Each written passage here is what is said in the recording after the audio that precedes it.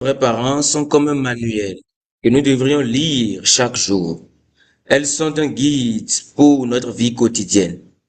Lorsque vous lisez leurs paroles, vous pouvez discerner ce que vous devez faire aujourd'hui.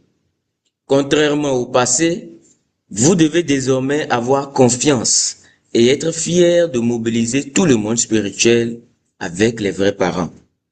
Pour vous, les paroles des vrais parents sont un guide et un manuel de référence. La personne la plus malheureuse est celle qui n'a rien à faire. Nous sommes des personnes heureuses parce que nous avons beaucoup de choses à accomplir. Vous devez pouvoir partager ce bonheur avec votre entourage et nourrir un grand rêve.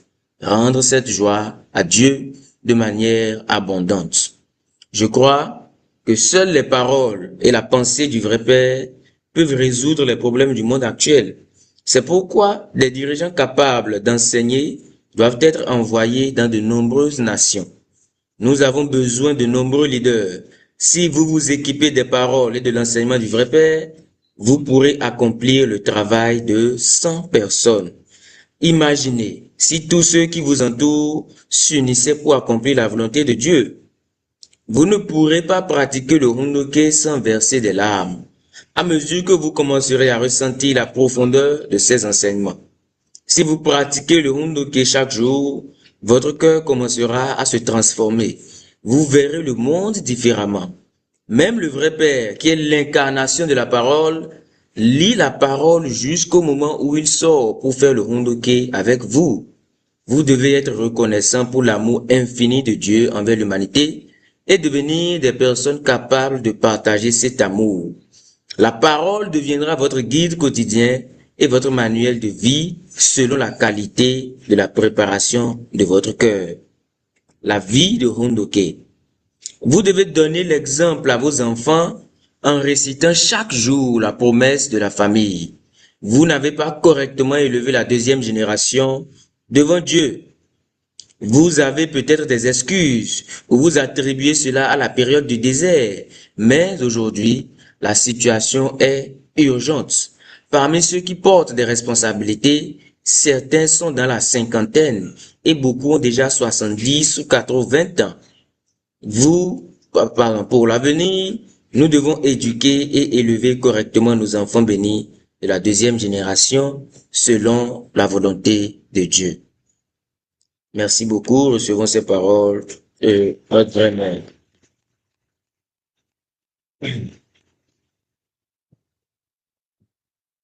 Merci. J'espère que tout le monde a pu suivre. Été inspiré. J'aurais pu arrêter plus tôt. Nous sommes allés dans une partie de ce que nous allons lire demain. Et je voudrais partager quelques éléments de réflexion, mais me retrouvant ici, je me sens nostalgique du temps où on faisait le Hundoke en famille. Et je ne sais pas. Peut-être une autre fois. Sinon, j'aurais aimé qu'un ou deux leaders puissent partager un petit commentaire, une petite réflexion sur ce que nous avons reçu aujourd'hui. Mais nous allons peut-être mieux nous organiser pour une prochaine fois, pour que ce soit vraiment fluide et pour qu'on puisse aussi respecter le temps.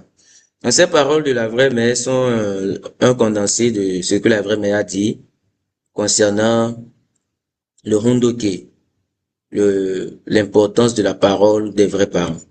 Et la vraie mère a commencé par nous dire que les paroles des vrais parents sont comme un manuel, un document, un guide que nous devons lire chaque jour pour orienter notre vie quotidienne. Elle dit que lorsque nous lisons les paroles des vrais parents, nous devons pouvoir déterminer, nous devons pouvoir identifier et discerner clairement ce que nous devons faire le jour même. Donc ça laisse à croire qu'il y a une parole réservée pour chaque jour. Et que chaque jour, on peut tirer une inspiration spécifique, une inspiration donnée d'un message que nous lisons. Et déjà, nous avions lu que les paroles des vrais parents cristallisent leur cours. Qu'est-ce que cela veut dire? Ça veut dire que les paroles des vrais parents sont la matérialisation, mais sont l'écrit de ce qu'ils ont vécu concrètement des épreuves qu'ils ont eu à traverser, de l'investissement qu'ils ont eu à consentir, de tous les efforts qu'ils ont eu à faire au cours de leur vie. Lorsque nous lisons leurs paroles, nous pouvons nous imprégner de tout ça. Lorsque nous lisons leurs paroles, nous pouvons nous plonger dans tout ça. Lorsque nous lisons leurs paroles, nous pouvons aller capter tous ces éléments-là afin de nous renforcer, afin de nous fortifier dans l'accomplissement de notre responsabilité le jour même. Et ici, la vraie mère a pris le soin de nous enseigner ou de nous rappeler que nous ne devons pas prendre le Hondoké à la légère. Nous sommes entrés dans la partie de demain déjà où elle parlait plus des leaders et elle parlait de l'éducation qu'on doit donner à la deuxième génération de manière fortement ancrée dans le Hondoké, dans la parole des vrais parents. Je trouve que c'est si important, nous l'avons suffisamment décrit, nous avons besoin de rester connectés aux vrais parents. Et la manière la plus efficace ou la plus simple que nous ayons, si ce n'est d'aller vivre au Chongjongun, c'est de nous abreuver des paroles des vrais parents. Je trouve que le Hondoké, lire les paroles des vrais parents, pour moi, est vraiment une source d'intelligence, c'est une source de vie, et c'est une source de connexion aux parents célestes. La dernière fois, ici, lors de la veillée, on développait la foi, on développait même l'amour absolu, et on se disait que ce sont des éléments qui naissent de la participation, de la familiarité, de notre présence, notre vie dans la présence du parent céleste. Comment nous pouvons passer du temps substantiellement avec le parent céleste? Ce n'est pas principalement par la prière. Il y a un pasteur qui disait un jour, je ne sais plus qui c'est, je ne sais plus si j'ai lu ou si je l'ai entendu, qui dit que lorsque vous priez, généralement c'est vous qui parlez à Dieu. Lorsque vous êtes en train de prier, vous dites, vous prononcez des paroles. Donc c'est vous qui êtes en train de parler à Dieu. Mais la manière dont Dieu peut vous parler, c'est à travers sa parole. Donc lorsque vous priez, vous parlez à Dieu, mais lorsque vous êtes en train de lire, c'est Dieu qui est en train de vous parler. Et c'est la même chose pour nous. Nous avons peut-être des difficultés, même lorsque maman a donné son témoignage, l'expérience qu'elle a eue après la prière de 3x7 à Chonchiwon. Quand elle a fini sa prière, ou pendant qu'elle était en train de recevoir la réponse n'est pas forcément venue directement du ciel. Il y a ces deux types de révélations, ces deux types de réponses que nous pouvons avoir. Une réponse qui peut résonner en notre être immédiatement comme ça, qui n'est peut-être pas liée à une parole spécifique, ou qui en fin de compte va toujours nous ramener, nous retourner à une parole. Mais très souvent, les réponses que nous allons recevoir vont venir de la parole qui est écrite. Voilà l'importance du Hondoké. Si nous ne faisons pas ce Hondoké, si nous ne nous abreuvons pas à la parole des vrais parents, mais de quoi nous voulons parler? Nous voulons parler alors de nous-mêmes. Si notre source n'est pas dans la parole des vrais parents, c'est que c'est nous-mêmes que nous voulons transmettre à nos enfants. Mais il faut se souvenir que ce ne sont pas nos enfants ou ce ne sont pas vos enfants.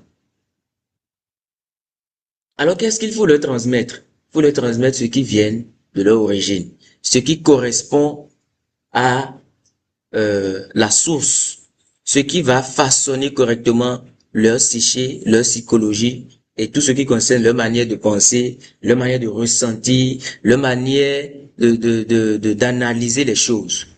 Parce que lorsque vous allez prendre des enfants qui ont grandi dans deux différents environnements, un enfant qui a grandi dans un environnement où il a longtemps pris l'habitude de recevoir la parole des vrais parents, ou un individu qui a grandi dans un tel environnement, qui s'est façonné d'une telle manière, et vous prenez quelqu'un dont ça n'a pas été le cas, vous verrez que la relation à la parole est forcément différente. La relation à la parole est forcément différente et la manière d'interagir, même sur le plan horizontal avec les personnes qui l'entourent, est différente. Je me souviens qu'un jour, Papa Pierre m'interpellait ou en tout cas m'encourageait sur la voie de l'étude de la parole et qui me disait, mais Il m'avait écouté me prononcer sur quelque chose. Elle a dit quelque chose de très sage. Il a dit quelque chose qui est réel. Il m'a dit, ce que tu dis là, mon fils, c'est bien, c'est très bien. On sent que tu as vraiment compris ce qui est dit là. Mais d'où est-ce que ça vient? Je sais que ça ne vient pas de toi. Je sais que tu n'as pas encore les expériences, tu n'as pas encore fait le temps qu'il faut pour saisir quelque chose de tel. Il sait que ça vient forcément de la parole. Et effectivement, je me suis assis et je me suis rendu compte il y a beaucoup de choses que j'ai réalisées, il y a beaucoup de choses que j'ai apprises que je n'ai pas reçues directement de mes parents ou que je n'ai pas reçues dans un séminaire ou parfois que je n'ai pas reçu parce que quelqu'un m'a dit. Voici exactement ce que Papa Pierre a dit. Il dit, on sent que ça vient de quelque chose qui est en toi. Il y a quelque chose en moi de plus profond qui n'est pas extérieur, qui n'est pas directement nourri. Le fruit de ce que j'ai exprimé ne peut pas être ne peut pas être l'effet de quelque chose qui est arrivé maintenant, de quelque chose qui a été réalisé il y a même 3 semaines, il y a même un mois. Il dit qu'on sent que ça vient de plus loin. Et je me suis rendu compte effectivement de l'effet de Hondoke. C'est pourquoi lorsque vous prenez les enfants de la deuxième génération ou les jeunes qui ont grandi un peu dans la manière de comprendre, dans la manière de la parole des vrais parents, et que vous les exposez à certaines réalités.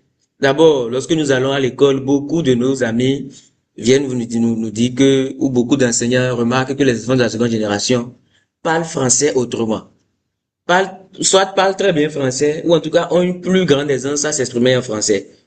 Et lorsqu'on les écoute s'exprimer, la manière dont ils développent, la manière dont ils exposent, la manière dont ils voient la vie, sur certains aspects, sur certains plans, est vraiment opposée à la manière de penser générale de tout le monde. C'est là le miracle que les vrais parents ont fait.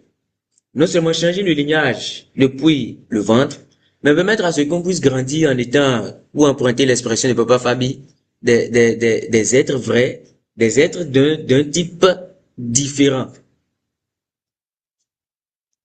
Et la culture du cœur dont les vrais parents parlent ne peut jamais s'établir, ne peut jamais se substantialiser et s'étendre partout dans le monde sans qu'on ne s'abreuve de la parole des vrais parents.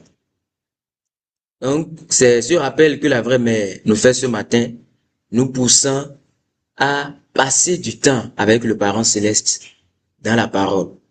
Nous avons souvent fait beaucoup de prières et nous sommes pleins de n'avoir pas reçu de réponse ou nous nous sommes parfois demandé si la réponse que nous avons reçue n'est pas ambiguë, n'est pas confuse. Lorsque nous nous abreuvons de la parole, lorsque nous retournons à ce qu'ils ont dit, on se rend compte qu'ils ont touché à tellement de choses, ils ont laissé tellement d'écrits que à chaque situation, il y a une parole. Et il faut pouvoir la trouver. C'est ça le plus difficile. À chaque situation, il y a une parole. J'ai fait cette expérience aussi, mais ce qui n'est pas vraiment évident, c'est d'arriver à mettre la main, c'est d'arriver à mettre le doigt sur cette parole-là très facilement. Donc, c'est le chemin de la ressemblance aux vrais parents que de faire le hondoke. Je pense que comme nous avons déjà commencé à l'aborder dans la partie que nous allons lire demain, c'est un devoir, c'est une responsabilité capitale, c'est une responsabilité à laquelle, en principe, les familles bénies ne doivent pas déroger, que de permettre à leurs enfants d'être éduqués, d'être moulés, de façonner leur intellect et leur cœur par la parole des vrais parents, dès le bas âge et en famille.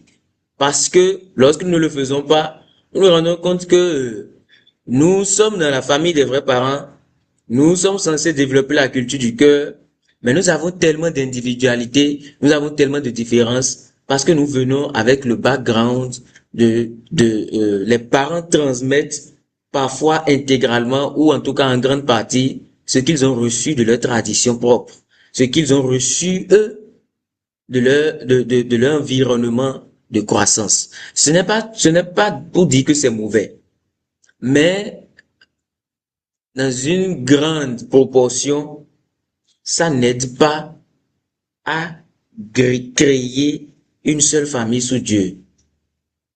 Parce que dans ce que ces parents transmettent, beaucoup transmettent pas seulement ce qui est positif, ce qui est bon comme us, comme valeur, comme éthique de vie en société, mais beaucoup transmettent aussi le bagage négatif des conflits, des oppositions qu'il y a eu entre différentes ethnies, différents groupes tribaux, ainsi de suite. Alors que ce n'est pas nécessaire. Ces éléments-là ne peuvent plus ou ne doivent plus être passés à la génération qui vient. Malheureusement, nous assistons à cela. Malheureusement, nous sommes déjà contaminés, alors que les vrais parents n'avaient pas voulu cela. C'est pourquoi le comité 8 hier, dans son rapport de réflexion, disait qu'il fallait même qu'on commence à trouver le contenu qu'il faut donner même aux femmes enceintes, pour que dès le ventre, l'enfant puisse commencer à s'habituer à une certaine manière de penser, à une certaine sphère de résonance, à une certaine sphère de vibration, qui ne soient pas des vibrations qui sont des vibrations d'Agmaïzo seulement, mais des vibrations qui émanent de la sphère de domination du parent céleste, des vibrations qui émanent de la sphère d'amour, de la sphère de cœur du parent céleste, des vibrations qui émanent de la manière de penser des vrais parents. Je pense que c'est le plus gros travail que nous avons à faire. Lorsqu'on parle d'éliminer la nature déchue qui est très difficile, c'est vrai, mais il y a ça. Et je pense que ça passe par là aussi. Réussir à transmettre vraiment, réussir à créer de vrais unificationnistes, des unificationnistes ou des monistes purs sang, pas des sangs mêlés, ou pas comment on va appeler ça, des psychés mêlés, pas un intellect qui est mêlé. Nous devons vraiment attaquer ce problème-là très sérieusement. C'est pourquoi nous encourageons et nous demandons aux familles de ne pas abandonner le rondoké dans les familles. Si c'est très difficile, au moins connectez-vous. Si vous ne pouvez pas vous connecter, au moins faites le rondoké en famille. Pas seul. Pas seul. Pas seul. Alors beaucoup de parents se cultivent seuls. Et après ils viennent, ils disent, mais ces enfants-là, mais non. Vous êtes responsable. Vous avez une grande part à jouer. Alors s'il vous plaît, prenez vos responsabilités. Parce que ça fait partie des promesses que vous avez faites lorsque vous receviez la bénédiction. Non seulement de conduire vos enfants à la bénédiction, mais de les forger, de les mouler dans la manière de penser des vrais parents et de les transformer en des futurs leaders du mouvement de l'unification des gens qui prennent responsabilité au niveau mondial pour l'église de l'unification. Donc rappelez-vous, remémorez-vous ces promesses-là et faites le nécessaire pour façonner ces enfants, ces êtres d'un type nouveau, d'un type vrai et d'un type pur, selon la parole des vrais parents. Et il n'y a que des bénéfices. Il n'y a que des bénéfices dedans, absolument. Il n'y a que des bénéfices. Ne pouvez pas espérer une réelle allégeance, une réelle loyauté, une réelle piété filiale de vos enfants si vous ne les abreuvez pas suffisamment au rondoké. Parce qu'ils vont toujours à un moment donné faire un choix qui les engage et qui les concerne eux. La question de la bénédiction est devenue très difficile pour certains parents parce que le rondoké n'a pas suffisamment été observé. Les relations mari et femme, les relations parents-enfants, la difficulté à témoigner. Beaucoup de ces difficultés, beaucoup de ces limites ou de ces difficultés que nous observons comme éléments qui freinent notre croissance sont liés intrinsèquement à la pratique du rondoké, l'étude de la parole des vrais parents, une étude vraie, une étude consciente, une étude qu'on réalise pendant qu'on est là, la présence d'esprit, la présence du moment. Alors, chers familles, chers frères et sœurs, je ne voudrais pas juste, je ne voudrais pas jeter des paroles d'accusation. Je nous rappelle la réalité qui est la nôtre et l'effort que nous devons faire si nous voulons vraiment ressembler aux parents célestes et aux vrais parents et si nous voulons réellement impacter, changer durablement et réellement le monde qui nous entoure. Lorsqu'on s'inquiète de ce monde, sera-t-il restauré? Combien de temps cela va-t-il prendre? Comment cela va se faire concrètement? Il y a une très grande réponse à cela dans la pratique du Hondoke. Dans la pratique du Hondoke. Pour forger l'intellect de nos jeunes, de la jeune génération, pour forger leurs émotions, pour forger leur volonté, pour forger leur manière de concevoir les choses, leur manière d'approcher les choses. Et, comme je le disais, il n'y a que des bénéfices. Et peut-être qu'un jour, Zoom va disparaître. Lorsque ce sera le cas, que ferons-nous dans nos familles? Que ferions-nous dans nos familles? Commençons très tôt dès maintenant à nous préparer à cette éventualité. Commençons très tôt dès maintenant à renouer avec ces différents efforts-là. Merci beaucoup. C'est ainsi que c'est la petite inspiration que je voudrais partager avec nous tous ce matin. Nous allons donc entrer dans notre phase de méditation et après offrir notre prière à l'unisson. Méditons s'il vous plaît pendant 1 minute.